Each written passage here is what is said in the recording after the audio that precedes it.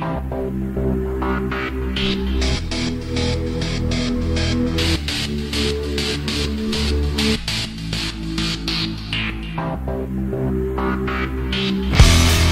la gang, bienvenue à Radio B52, le podcast des podcasts du Québec, la vieille province. On part ça. André Lamontagne, ministre de l'Agriculture, s'est fait lourdement critiquer toute la semaine suite au congédiement du lanceur d'alerte qui était fonctionnaire au ministère de l'Agriculture, des Pêcheries et de l'Alimentation. Voilà.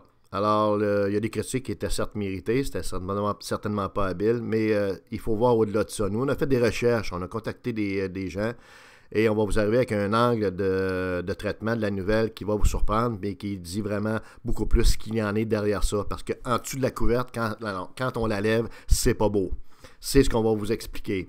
D'abord, premièrement, lorsque on désire congédier un fonctionnaire au gouvernement du Québec, ça prend un dossier d'à peu près 3 pouces d'épais, ça prend quelques années et ça prend des motifs extrêmement graves. Il faut quasiment que tu aies fait un acte criminel pour être congédié du gouvernement du Québec.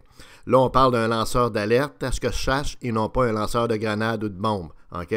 Relativisons. Mais on l'a congédié pareil.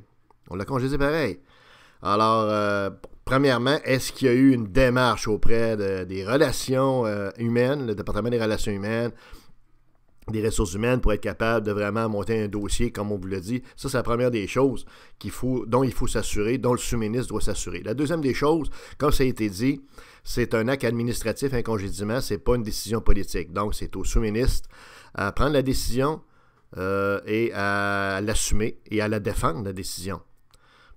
Normalement, le sous-ministre aurait dû informer le ministre Lamontagne de tout le processus.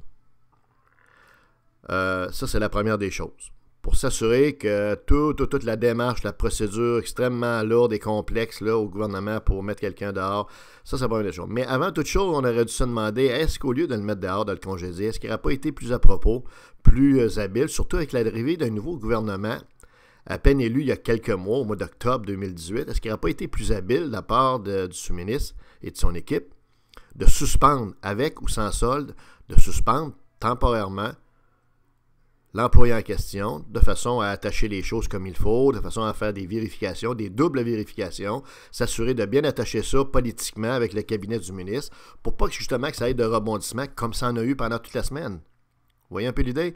Tu sais, un sous-ministre, par définition, nous, on a côtoyé, puis on va en côtoyer encore. Là. C'est des gens dont la job est, oui, administrative, c'est un peu le PDG du ministère, mais c'est aussi quelqu'un qui a une dimension politique à prendre en considération dans tous les gestes qu'il pose. En bon québécois, un sous-ministre, ça protège son ministre. Est-ce que le sous-ministre du MAPAC a protégé son nouveau ministre? En plus que c'est un nouveau parlementaire qui n'a aucune expérience parlementaire, qui n'a aucune connaissance de l'administration publique québécoise parce que c'était quelqu'un dans le secteur privé. Donc, on comprend que c'était quelqu'un qui avait intérêt à être extrêmement bien protégé par son sous-ministre, par son cabinet également. Ça, c'est l'autre point. Le cabinet, OK, du ministre Lamontagne, il y a un directeur de communication là-dedans. C'est des gens qui sont payés 150 000 $. Comprenez-vous, là? C'est des gens qui sont bien payés. Il y a le chef de cabinet qui est payé aussi. En tout cas, c'est des gens qui sont très bien payés, qui sont supposés donc être qualifiés, puis ils sont là pour protéger leur ministre. Qu'est-ce qu'ils ont fait, ces gens-là? Est-ce qu'ils ont effectivement avisé le ministre, puis le ministre ne les a pas écoutés? Hein? Tout comme le sous-ministre. Est-ce que le sous-ministre a pris le temps de s'asseoir avec le cabinet du ministre, avec le ministre lui-même, pour vraiment regarder les tenants et aboutissants de tout ça, pour justement que ça ne leur expose pas en pleine face? Parce que des congédiements au gouvernement, il n'y en a jamais eu. C'est probablement le premier, ou en tout cas un des premiers. Il n'y en a jamais de ça. Comprenez-vous? La joke au gouvernement, c'est qu'il faut quasiment, comprenez-vous, faire un acte de barbarie pour être mis dehors du gouvernement. On se comprend, là? Donc alors, ça prend des motifs sérieux en tabarouette pour mettre quelqu'un dehors. OK? L'autre chose là-dedans, c'est que ce qu'on ne sait pas, c'est que l'employé lui-même a des recours. Il aurait pu lui aussi faire recours, l'employé qui a été congédié auprès de la protecteur du citoyen, mais aussi auprès de la commission de la fonction publique, qui est un espèce de tribunal d'arbitrage, entre autres, lorsqu'il y a des gens s'estiment lésés par leur employeur, par leur patron, ou par leur façon d'être traités un employé donc a des recours auprès de la Commission de fonction publique, il peut carrément loger une plainte et recourir à cette commission-là pour défendre ses intérêts, ses droits. OK? Ça, c'est sans compter le droit civil. Bref, ce qu'il faut voir là-dedans, c'est qu'il y a eu de l'amateurisme de la part du sous-ministre. Pourtant, c'est un bonhomme d'expérience. Ce qui nous fait dire que tout ça, c'est un coup monté de la part de l'équipe libérale, à partir du sous-ministre, des sous-ministres adjoints, tout ça, c'est un coup monté des libéraux, assurément, consciemment ou inconsciemment, en tout cas, c'est carrément un coup monté, un build-up qui a été fait pour mettre le ministre dans l'embarras et mettre, ce faisant, le gouvernement dans l'embarras.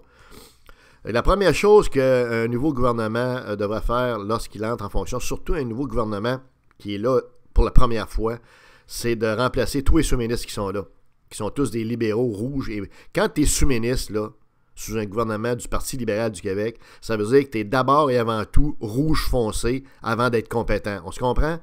Donc, on comprend que tous les sous-ministres qui étaient en poste quand le gouvernement actuel a été élu, ce sont tous des libéraux notoires reconnus, c'est des rouges foncés. Okay? C'est des gens qui sont loyaux au Parti libéral, pas à la CAQ. Donc, le premier geste à poser par un gouvernement lorsqu'il rentre au pouvoir pour s'assurer que les ministres sont bien protégés, sont bien avisés, bien conseillés, c'est de wiper, de nettoyer toute la couche de sous-ministres incompétents du Parti libéral du Québec qui trônent là parce qu'ils sont libéraux, OK? Puis qui se promènent avec leur habit Hugo Boss, puis leur petit Joe World, les madames. Bref, il y en a eu du ménage de fait, mais il faudrait qu'il ait été fait au complet. Dans le cas du ministère de l'Agriculture, la montagne n'avait pas tassé le sous-ministre actuel, n'avait pas tassé l'équipe de direction du ministère de l'Agriculture actuellement. Et aujourd'hui, donc, il en a payé le prix. OK? Parce qu'à moins d'être entêté, s'il avait vraiment été bien conseillé, d'une part, il n'aurait pas fait de sortie. Deuxièmement, le sous-ministre lui-même, pour s'assurer de bien piéger son ministre, a pris la décision, non pas de le suspendre l'employé ou de prendre le temps de bien briefer son ministre, mais non, congédiement. La direction des ressources humaines a généralement un rôle conseil également, aurait pu également aviser le sous-ministre compte tenu de l'élection qui s'en venait. Parce que tu sais, c'est un dossier qui date de plusieurs années. Là. On ne peut pas décider un congédiement sur un acte qui était fait il y a 2 mois puis dire, ben regarde, c'est dehors. Si ça a été fait de même, ben, c'est encore pire. Parce que ça veut dire qu'il n'y a même pas de dossier justificatif qui a été vraiment bien étayé pour démontrer que cette personne-là, au fil des mois, au fil des années, était due pour être congédiée. On se comprend? Bref, c'est dommage de dire ça comme ça, mais c'est un coup monté des libéraux. C'est à la hauteur de ce parti-là qui est en déclin, qui est dans un mode chaos, dans un mode panique, qui est en train de disparaître. Le Parti libéral est devenu un parti régional. Il pourrait s'appeler le Parti du Montréal, dans le fond.